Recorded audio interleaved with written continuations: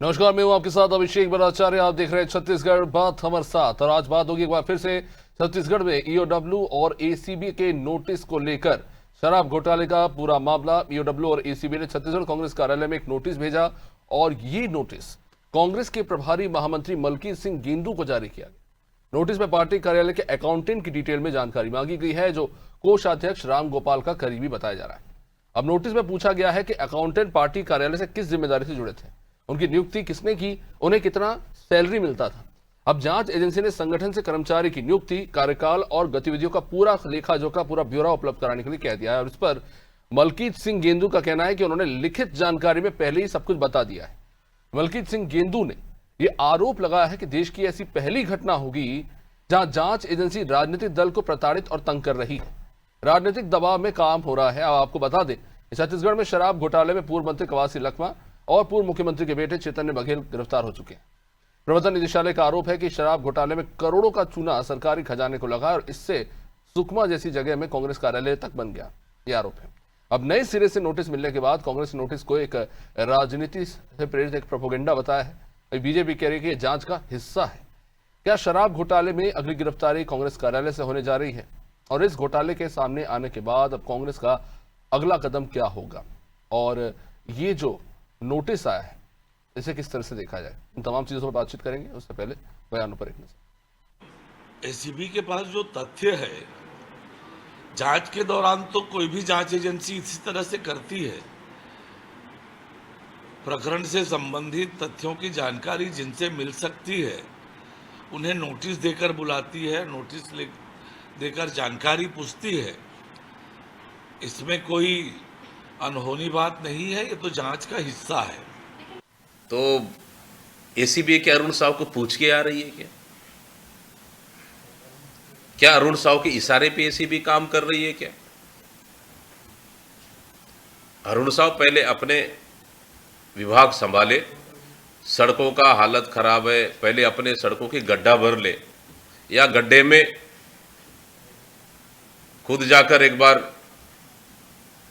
सड़की गड्ढों का हालत देख ले। हमारे पास जो नोटिस आया है वो नोटिस जवाब दिया जाएगा। एसीबी चलिए, दोपहरी बातें हो रही है, बयान तो आ रहे हैं सामने, लेकिन अंदर की बात क्या है जानने की कोशिश करेंगे। आलोक सोनी बीजेपी से हमारे साथ, सौरभ साहू कांग्रेस से, नागेंद्र वर्मा वरिष्ठ पत्रकार हमारे साथ जुड़ चुके हैं। आप सभी मेहमानों का बहुत बहुत स्वागत है। आलोक सोनी जी, सीधे मुद्दे पर आते हैं। देखिए, कार्रवाई हो रही है, कांग्रेस के बड़े नेताओं की गिरफ्तारी हुई है, जांच अपनी जगह है, लेकिन कांग्रेस ने जो आरोप लगाया वो ये है कि इस तरह के नोटिस जारी करके सिर्फ हैरेस करने का काम किया जा रहा है राजनीतिक दल के नेताओं को और उनके कार्यकर्ताओं को। अब अरुण साव जरूर ये कह रहे हैं कि ये तो जांच की प्रक्रिया है, लेकिन क्या यही प्रक्रिया होती है? क्योंकि ये एक राजनीतिक दल से जुड़े व्यक्ति हैं और जाहिर तौर पर हर बात पब्लिक डोमेन में आती है, तो कहने का मतलब उनका यही है कि इस तरह के नोटिस जारी करके और कुछ नहीं, बस कांग्रेस की छवि खराब करने का प्रयास हो रहा है। अभिषेक जी, आपको, साथी प्रवक्ता, वरिष्ठ पत्रकार जी को और आपके सभी दर्शकों को मेरा नमस्कार। देखिए, कांग्रेस पार्टी जो है, क्या संवैधानिक संस्थाओं से ऊपर है? कांग्रेस पार्टी भी भारत में जो चुनाव लड़ती है, ये राजनीतिक दल है, ये कोई भी कांग्रेस के अलावा, क्या वो किसी भी संविधान से ऊपर है? कांग्रेस पार्टी में होने का या कांग्रेस पार्टी के संगठन का हिस्सा होने का क्या ये मतलब है कि आपको भ्रष्टाचार करने की आजादी प्राप्त हो गई है? यदि आपने भ्रष्टाचार किया है, और नेता तो नेता, वो पार्टी भी उसमें इन्वॉल्व है, क्योंकि ये सर्वविदित है, जो जांच में सामने आई है, कि सुकमा का कांग्रेस भवन इन घोटाले के पैसे से बनाया गया। और यदि इस तरह की बातें यदि सामने आ रही है, तो ये दर्शा रहा है कि इसमें पार्टी, जब तक के इस पार्टी के एक पार्टी भी इन्वॉल्व है, मतलब कांग्रेस पार्टी भी इस घोटाले में इन्वॉल्व हो गई, शराब घोटाले की जो बात की जा रही है। तो यदि आप घोटाले करेंगे और आप ये सोचेंगे कि आपको जो है बिल्कुल न्याय संगत कार्रवाई आपके ऊपर ना की जाए, तो किस लिए ना किया जाए? आप भी उन देश की आम जनता की तरह है, आपने देश की जनता का हक मारा है, आपने घोटाले किए, घोटाले करने से पहले तो आपने सोचा नहीं। तो आप, जब आपने सोचा नहीं और आज कार्रवाई विधि सम्मत हो रही है, तो मैं कहता हूं कि यदि आपको किसी प्रकार का कोई भय नहीं है और ये विधि सम्मत कार्रवाई है, तो उसमें सहयोग देना चाहिए। मुझे और मुझे इस घटना से दिल्ली की याद आ रही है कि अरविंद जी केजरीवाल मुख्यमंत्री जरूर थे पर किसी भी विभाग के मंत्री नहीं थे। अब उन्हें जी आरोपी बनाने के लिए पूरी की पूरी पार्टी को आरोपी बनाया गया था और सुप्रीम कोर्ट के तब के जो जज थे उन्होंने यही सवाल पूछा था उनसे कि पूरी की जी पूरी पार्टी कैसे आरोपी हो सकती है, क्योंकि पार्टी में तो अलग अलग हायरार्की के कई नेता होते हैं। अब ये जो बिल्कुल। मामला जो आलोक सिन्हा जी आप कह रहे हैं, इसमें एक बड़ी इंटरेस्टिंग चीज ये है कि देखिए राजनीतिक दल भी अपना आईटीआर फाइल करती है, उसमें सारे जी डिटेल्स रहते हैं कि कितना खर्चा हुआ, कितना पैसा कहां पे खर्च किया गया, अकाउंट्स रेगुलर मेंटेन होते हैं स्टेट वाइज भी और सेंटर वाइज भी। तो क्या तब बिल्कुल। हवा नहीं लगी इन्हीं जांच एजेंसियों को? अचानक से पूछ रहे हैं कि कोषाध्यक्ष कौन है, उसे किसने नियुक्त किया, उसको कितनी सैलरी मिलती थी और कौन देता था? अभिषेक जी देखिए, पार्टी के खर्चों का हिसाब मैं समझता हूँ कोषाध्यक्ष ही बेहतर तरीके से दे सकता है। और जिस आईटीआर की आप बात कर रहे हैं, तो आपको भी पता है कि किस तरह से बोगस आईटीआर जो है वो किया जा सकता है। हम्म। और यदि जो जांच एजेंसियां हैं जब जांच करेंगी तो आगे इस पे बढ़ेगी, उन्हें आपस में जो यदि इसको कोऑर्डिनेट करेंगे, जो बात आप कर रहे थे कि उनके आईटीआर पे, उनके बैलेंस शीट पे, उनके खर्चे पे, तो ये नजर आ जाएगा कि पार्टी ने किया है या पार्टी में रहने वाले किसी नेता ने किया है।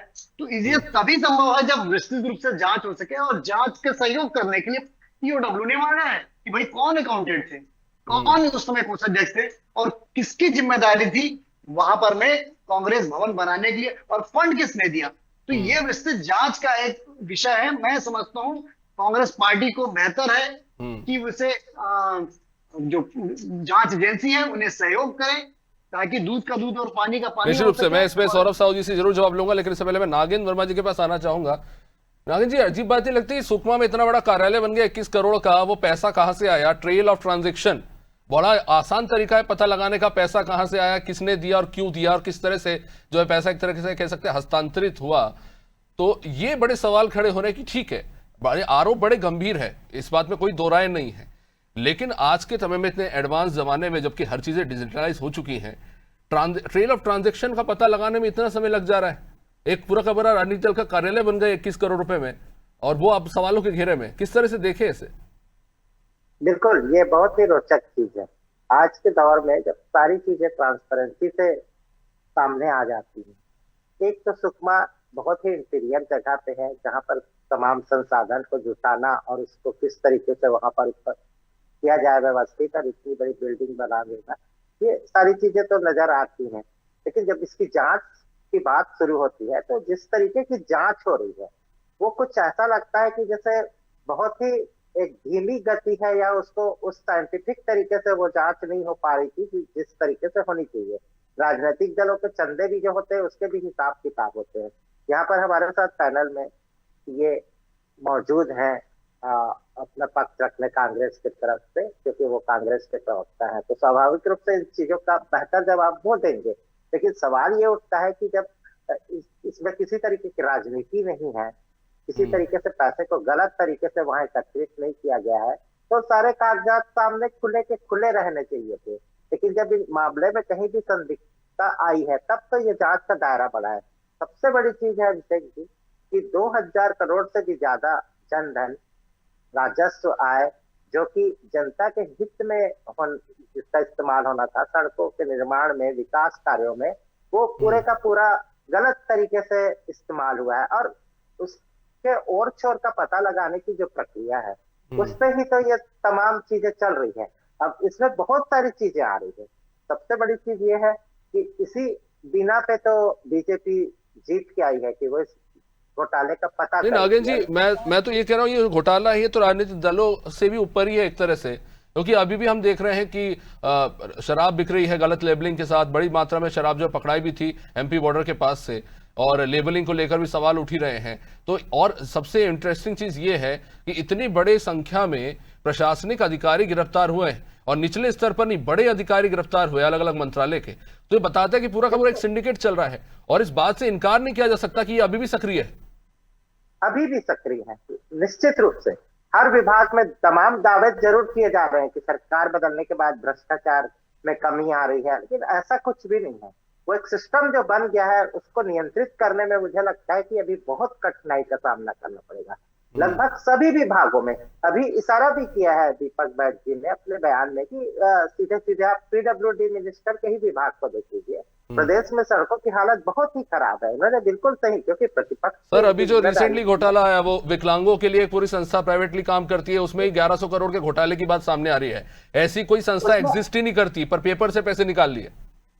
लगभग अभी ये मामला बहुत ठंडा है, इससे भी बड़े बड़े वाकये और सामने आने को मुझे लगता है कि उम्मीद की जा सकती है, क्योंकि इतने तमाम मामले ऐसे बने हुए हैं हर जगह पे, जहां पर हाथ रखिएगा आप भ्रष्टाचार का कोई ना कोई सिरा आपको मिल जाएगा।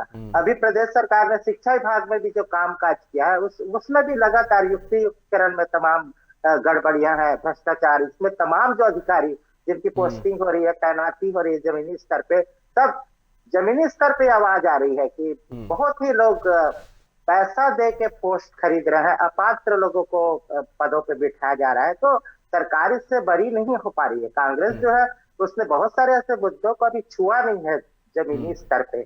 और लेकिन मैं जिस घोटाले की बात कर रहा हूँ, ये तो रमन सरकार के समय का इतना पुराना मामला है। खैर उसमें कौन जिम्मेदार है, बहुत सारी चीजें मैं रख इसलिए रहा हूँ कि जनता की नजर में भी ये चीजें आनी चाहिए।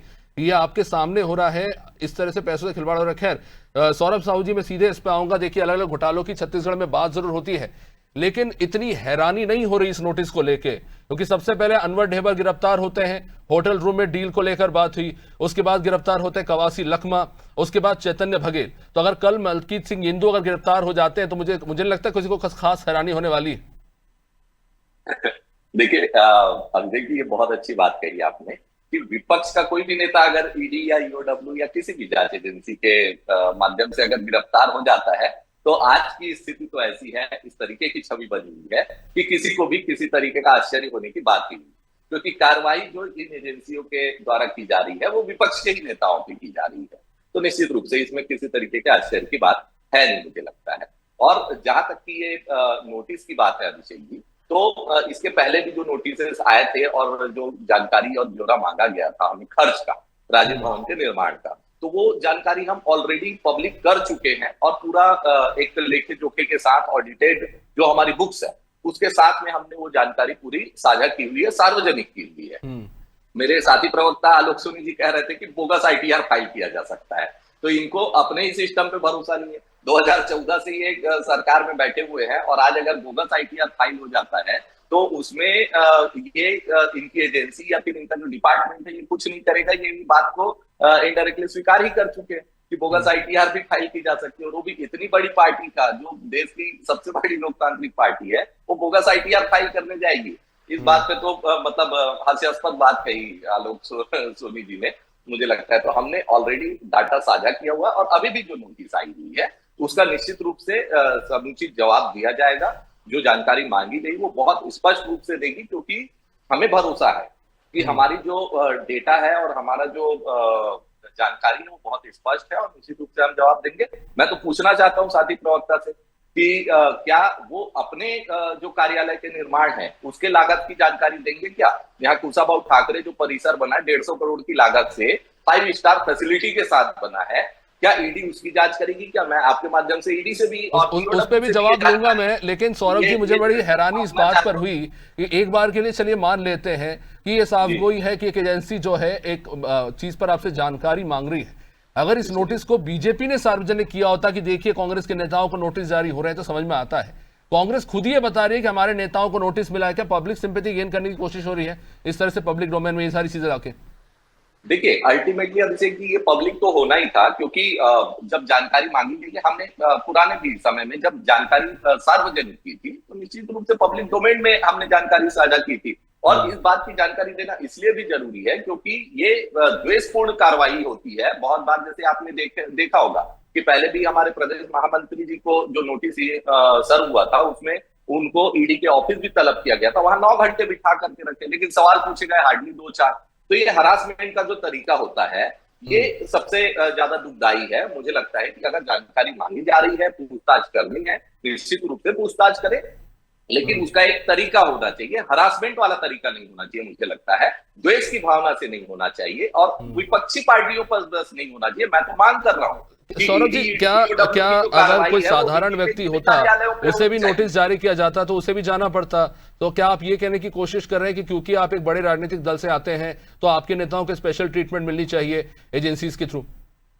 बिल्कुल नहीं, मैं ये बिल्कुल नहीं कह रहा हूं अभिषेक जी। मैं ये कह रहा हूं कि सिर्फ विपक्षी पार्टियों पे कार्रवाई जो होती है वो बंद होनी चाहिए। सभी को समान रूप से देखा जाना चाहिए और बिना किसी भेदभाव के निष्पक्ष रूप से कार्रवाई होनी चाहिए। जैसे हमारे कार्यालयों की जांच हो रही है, इससे ज्यादा तो खर्चे बीजेपी के कार्यालयों में हुए हैं। 1 रुपए में जमीन आवंटन करवा करके 150 करोड़ के खर्च से इनके कुशाभाऊ ठाकरे जो परिसर है वो बन जाता है। आरएसएस का जो कार्यालय है 500 करोड़ की लागत से दिल्ली में बन जाता है। तो सौरभ जी, कौन रोक रहा है? लगा दीजिए आरटीआई लगा दीजिए, केस दायर कर दीजिए, हमें भी बड़ा मजा आएगा जानने में कहां से आ रहा है पैसा। बिल्कुल करेंगे अभिषेक, लेकिन कार्रवाई भी होगी। लेकिन देखिए एक चीज है, कल तक शराब घोटाले को लेकर जो नंबर्स आ रहे थे ईडी की तरफ से, तो आप कह रहे थे कि वेग नंबर से 2000 करोड़ का घोटाला या 2500 करोड़ का घोटाला। Now the agency is very precise. वो कह रहे हैं कि हर महीने कवासी लखमा जी को 2 करोड़ रुपए मिलते थे। वो बहुत प्रिसाइज नंबर और ये कोर्ट में सबमिट किया गया है। इस पर आप क्या कहेंगे अब, क्योंकि केस तो उन्होंने बनाया? इस पर तो कोर्ट का अभी जो फैसला आना बाकी है अभिषेक जी। जब तक का कोर्ट का फैसला नहीं आ जाता तब तक इंतजार करना चाहिए। मुझे लगता है कि सारी चीजें उसमें क्लियर हो जाएंगी, दूध का दूध पानी का पानी हो जाएगा। इससे पहले भी कई सारे ऐसे घोटाले और आरोप लगे हैं जिसमें हमारे नेता बाइज्जत बरी हुए हैं। तो मुझे लगता है कि कोर्ट का जो डिसीजन है उसका इंतजार करना चाहिए हम इस मामले में। चलिए जवाब ले लेते हैं आलोक जी। ऐसे गंभीर आरोप लगे थे महाराष्ट्र के नेताओं पर भी, आम आदमी पार्टी के नेताओं पर भी, पर अब सब बाहर घूम रहे हैं और अगर ज्यादा दूर जाने की जरूरत नहीं है। राहुल गांधी और सोनिया गांधी जी को भी नेशनल हेराल्ड मामले में 1 हफ्ते तक ग्रिल किया गया था ईडी के द्वारा। क्या हुआ उस केस का आज तक नहीं पता कि नॉन प्रॉफिटेबल कंपनी में मेरे ख्याल से शायद 400 करोड़ के घोटाले का आरोप लगा था, वो उस केस में कुछ नहीं हुआ। तो देखिए कहने का मोटा मोटी मतलब ये है कि आप लोग बुलाते हैं, जांच की बात होती है, बहुत बड़ी बड़ी बातें होती है, लेकिन वो किसी नतीजे तक पहुंचता नहीं है। देखिए अभिषेक जी, बोया बेल बबूल का तो आम कहां से होए? जब कांग्रेस ने पेड़ ही बबूल का बोया है और ये उम्मीद कर रहे हैं कि उनके साथ में उस तरह का व्यवहार किया जाए जैसे उन्होंने देश की आजादी की लड़ाई लड़ी हो पिछले 5 सालों में छत्तीसगढ़ में। 100% कांग्रेस ने ही लड़ी है देश की आजादी की लड़ाई। इतने पिछले 5 साल की बात कर रहा हूँ, पिछले 5 साल में इतने घोटाले किए आपने और आप उम्मीद करेंगे कि आपके साथ में जो ट्रीटमेंट हो वो ऐसा हो कि बिल्कुल जैसे आपने कोई बहुत छत्तीसगढ़ की जनता के लिए परोपकार के काम किए हो। यह संभव नहीं है सौरभ जी, ये संभव नहीं है। विपक्ष के नेताओं पे होती है।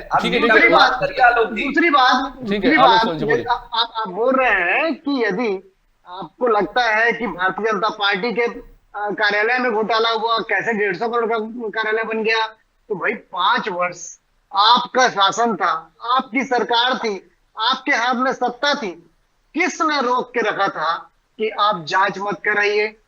कौन सी ऐसी शक्ति थी जो कांग्रेस को रोक रखी थी? किसी ने मना किया था क्या? और आज ये सच तो नागेंद्र जी और मैं जानते हैं, हम बोलेंगे नहीं बस कि कुछ तो आपकी साझेदारी होती है राजनीतिक दलों में, थोड़ा भाईचारा होता है। किसने रोक रखा था? आपके पास पूरी पावर थी, आप कर सकते थे। यही मैं कह रहा हूँ कि बार बार सिर्फ आरोपों की बात ये करना कि नहीं विपक्ष के लोगों पे कार्रवाई हो रही है, पक्ष वालों पे कार्रवाई नहीं हो रही है। तो जब आप पक्ष में थे तो आपके पास मौका था, आप कर सकते थे ना, अभी भी है।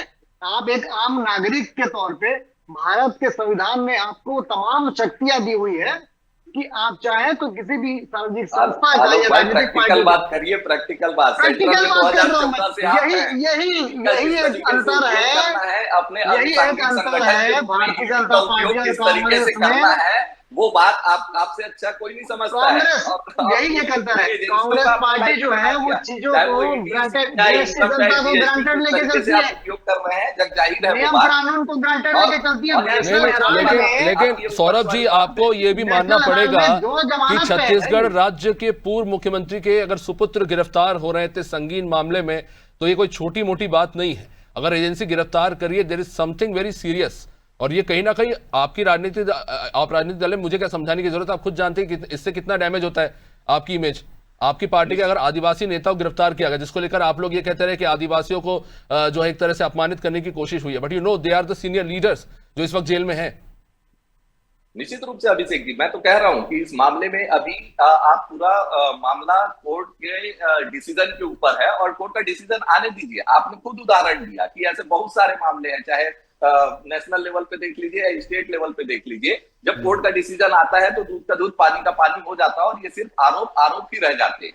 तो मैं तो यही कह रहा हूं ना कि आप कोर्ट के डिसीजन का इंतजार कीजिए और उसके बाद अभी तो आज की डेट में जिस तरीके से ED, CBI, income tax, GST काम कर रही है अभिषेक जी, वो तो पूरी की पूरी बीजेपी और आरएसएस के अनुषंगिक संगठन के रूप में काम कर रही है। वो निष्पक्ष है नहीं। मैं तो कह रहा हूं कि निष्पक्षता से अगर कार्रवाई करे तो कांग्रेस पार्टी तो लगातार उनका सहयोग करने के लिए रेडी है और इसके पहले भी अभी निष्पक्षता से कार्य नहीं भी कर रही, फिर भी हमने अपना डाटा साझा कर दिया उनके साथ में, पूरा का पूरा खाता वही दे दिया, किस तरीके से राजीव भवन में क्या क्या खर्च हुए, चेक से पेमेंट हुए हैं पूरे, टीडीएस कार्ड के पेमेंट हुए हैं पूरे, और पूरे का पूरा हमारा ऑडिटेड बुक्स उनके हाथ में दिया हमने, आईटीआर भी उनको हाथ में दी है। तो इससे ज्यादा और क्या ट्रांसपेरेंसी हम बरते और क्या एक्सपेक्ट करती है जांच एजेंसियां हमारे से। सवाल तो है जी, जब आपने सारा डेटा दे दिया है और आप निष्पक्ष जांच कर रही है एजेंसी, इस बात पे भी भरोसा करते हैं? नहीं कर रहे हैं, निष्पक्ष जांच कर रही है, ये दो बातों पे नहीं कर रहे हैं आलोक सोनी जी। नहीं आलोक जी, हम भी सोच रहे थे कि भूपेश बघेल जी के घर पे जब छापा पड़ा उसके 2 महीने बाद फिर से उसी जगह पे दूसरी एजेंसी क्यों छापा मार रही थी, जब आप दोनों एजेंसियां साथ में कोऑर्डिनेट कर रही है एक ही केस के लिए? तो सवाल तो खैर उठता है, लेकिन नागेंद्र जी क्या कहेंगे इस पे कि देखिए हमने देखा शिवसेना के नेता जो उनके राष्ट्रीय प्रवक्ता है वो गिरफ्तार हुए, वो छूट गए। आम आदमी पार्टी के जितने नेता शराब घोटाले में गिरफ्तार हुए वो सब जमानत पे आज बाहर घूम रहे हैं। क्या इस मामले में भी ऐसा ही कुछ होता नजर आएगा? सालों तक इस पर हम बहस करेंगे, इवेंचुअली ये सब बाहर आ जाएंगे, कितना घोटाला हुआ, किसने किया और कहां पैसा गया पता नहीं चल पाएगा। नागेंद्र जी। हाँ बिल्कुल, कि ये मतलब एक बहस का मुद्दा बन के रह जाएगा, बट हम किसी कंक्लूजन पे नहीं पहुंच पाएंगे। जनता की लब्धि बिल्कुल निष्कर्ष कहीं नजर नहीं आता। छत्तीसगढ़ में भी सारे अखबार लगातार छाप रहे हैं, बहुत सारे मामलों में छाप रहे हैं। स्वास्थ्य विभाग के घपले, उसकी खरीदी बिक्री, तमाम चीजों पे सवाल उठते रहे, उसके जिम्मेदार अधिकारियों के नाम छपते रहते हैं, लेकिन कमोबेश कहीं न कहीं वो स्थिति, तो इससे ही तो सवाल फिर उठता है, प्रतिपक्ष को भी मौका मिलता है कि आखिर ये सिर्फ कांग्रेस पे ही फोकस क्यों हो रहा है। जब सारी चीजें साफ है तो बिल्कुल इस पे कार्रवाई होनी चाहिए और जो भी जिम्मेदार है, अगर अधिकारी किसी भी मामले में पकड़े जाते हैं तो उन पे कार्रवाई होनी चाहिए और उसको दुरुस्त करने की, आपने पिछली सरकार में ये किया, उसकी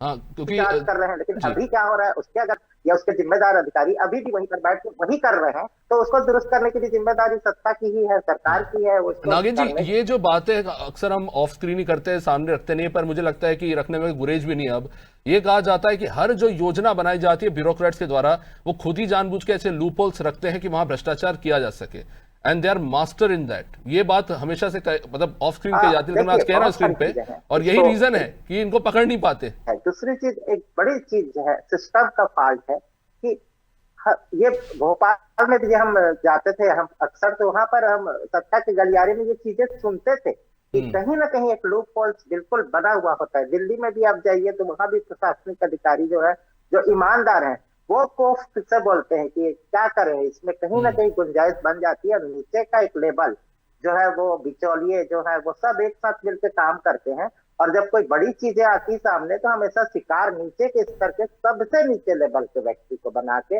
मामले को रफा दफा कर दिया जाता है। और ये परिपाटी जो है लगातार चली आ रही है और इस पूरे मामले में आप देखिएगा तो सिर्फ और सिर्फ आम जन जो है वो पीड़ित होते रहता है, उसके हितों की उपेक्षा होती होती है। राजनीति तो अपनी जगह चलती है, नूरा कुश्ती चलती रहती है और सारा कुछ बदस्तूर वैसे ही चलता है। छत्तीसगढ़ के मामले में जो कि एक विकास की और तेजी से आगे बढ़ने पे जा रहा है, उसमें भी भ्रष्टाचार भी उतनी तेजी से चल रहा है। सैचुरेशन कब होगा भ्रष्टाचार का, ये एक बड़ा प्रश्न चिन्ह है कि कब ये सैचुरेशन के लेवल पे आएगा और कब भ्रष्टाचार जो है उसकी पराकाष्ठा हो जाएगी और लोग ठीक से काम करना शुरू कर देंगे। जी, निश्चित रूप से मूल जमा बात ये है कि देखिए एक पावर सर्कल है और ये सेंटर में है, एक ब्यूरोक्रेट लॉबी है और पॉलिटिकल पार्टी के भी पावरफुल लोग हैं जिन पर आंच नहीं आती, सिर्फ बातें होती है। पर खैर बहुत बहुत शुक्रिया आप सभी मेहमानों का इस चर्चा में जुड़ने के लिए। तो बात वही है कि देखिए नाम बड़े बड़े सामने आते हैं, नोटिस जारी होती है, कार्रवाई आपको होती हुई दिखती है, पर क्या वो कार्रवाई नतीजे तक पहुंचेगी, यही सबसे बड़ा सवाल है। देखते रहिए नादिर टीवी। नमस्कार।